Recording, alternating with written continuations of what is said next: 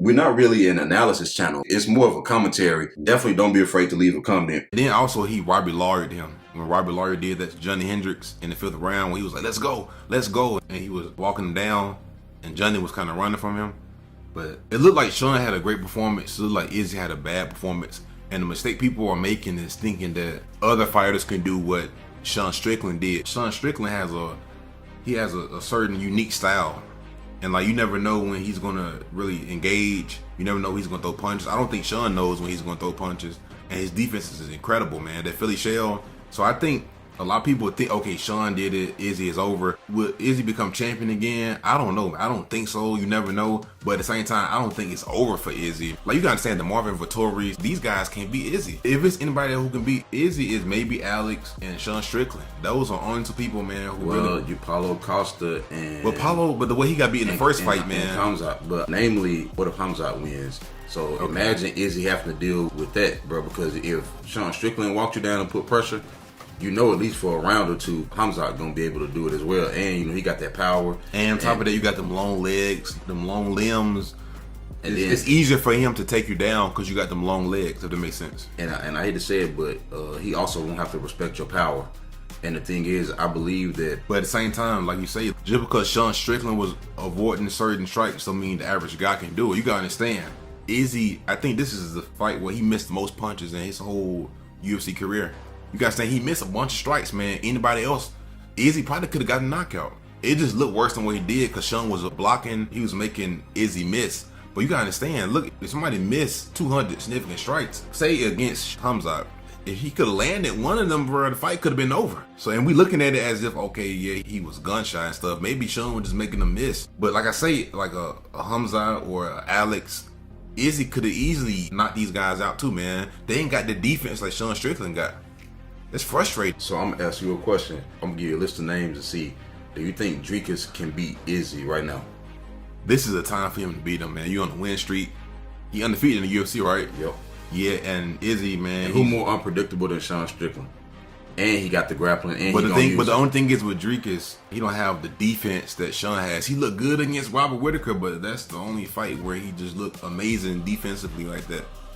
Can you do that consistently? Another thing is, dude, you look good like that. Say like in round 3 against Izzy, you know, because I think against anybody else, Izzy could have turned up against anybody else. Well, when does he do that though? That's been a thing. You got against Alex. He turned up in later rounds against Alex. You gotta understand, like he lost in the first couple rounds, or he didn't look as good like the whole round. You know what I mean? It was kind of back and forth, but then he was able to come back and beat Alex. But it ain't like Izzy finishing people in the 4th and 5th rounds, though. That's what I'm saying. Yes, yeah. But Dricus, man, Dricus, he gonna have. I think this is the only time he got to where he can beat Izzy. This is the only time right here. And honestly, if I'm Izzy, I probably would take a Dricus fight next because a lot of people gonna think he's gonna lose, and he can make his stock go up even higher if he beat him. And they seem to match Izzy up well with fights like that, where he'll lose, and then the next fight he'll normally overcome that. And it'll actually make you forget about the previous loss because people forgot that Izzy low key is 4-3 in his last 7 fights. 4-3. Yeah. 4-3. Jan, Alex, and Sean. Dang. And we don't really see it like that because we looking at other things like title defenses and stuff, which he's earned that right to where now he don't have to be on the win streak necessarily. But the Jan fight was like I said. It's weird because the Jan fight was so close. He could have won that fight, right? Jan got that one takedown. But that's what secured him in that fight. So that fight was close. But then again, he had certain wins to where he didn't really look all that impressive. But you know what I mean? So it kind of counts us out. And the other loss he had, Alex was going to get him out of there, it looked like. But at the end of the day, he was doing good up until that point.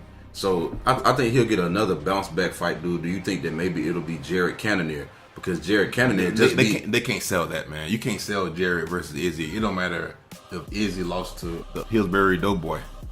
You know, you can't sell that. You no matter who Izzy lose to, he could lose to the It Clown, man. You can't sell Jared Cannonier versus Izzy. It was terrible, man. There's no way they can market that fight again. But the fun thing is, this might be the first time where Jared Cannonier can become champion. You gotta say he already got one win over Sean. But you know, another thing, and it was a close fight too, so people might want to see that run back because it wasn't a bad fight either. And then they can both get aggressive. They both got to get more aggressive in the fight because the fight was so close. And Sean wasn't really as aggressive. What I was gonna say is, it's another person who Sean beat who's on the win streak right now. Hold on. His name started with a B. Brendan Allen? Yes. Cause I think that man dangerous. It makes bro. Brandon look even better because the person who beat him, he's a champion now. And the other person that beat him, Chris Curtis, they train together. So, and he, he's gonna be up there. I think he's gonna be up there real soon in the top 10. But these other guys, he's number 10 right now. Oh, for real? Mm-hmm. But these other guys, man, like the Paulo Costa, I think a lot of these guys are like they're going to get pushed out the top 10. I hate to say it, get Edson Barboza. Yeah, man, they're gonna get put out the top 10, man. They're gonna get flushed out, man. But then you still got some names up there. You got your Roman Dolidze. Is Roman Dolidze fighting Derek Brunson? Yeah, I think so. Dude, what in the world? I thought Derek Brunson retired like 4 or 5 fights ago. Am I tripping? Do he keep retiring and then... Dude, he keeps seeing Izzy lose. He keeps seeing Izzy lose and say, man, you know what? I'm a bad matchup for him. Even though I don't really show up when I'm supposed to. Another thing is, you gotta understand, dude. You gotta understand, Dricus beat him, right? 2 fights ago, right? Yeah. Derek is getting right there, man. He just can't win these big fights. And that's the funny thing because he fought Eric Cannonier, who went on to fight for the... So it's like, man, Derek really be right there, but for whatever reason, in the big fights. That's what I'm saying. That's why I don't like talking about the Paulo Costas and stuff, man. Because if you can't get past that hurdle, and I know this is a different weight class, but that's why even with Tom Aspinall, man, you got to get the elite of the elites. You gotta win that fight before I get too excited about you. The same way with Derek Brunson, and the same way with Paulo Costa. Win these fights. I don't think Paulo got to win over nobody in the UFC right now. Currently, man. But like I say, they all was on the Ultimate Fighter Brazil.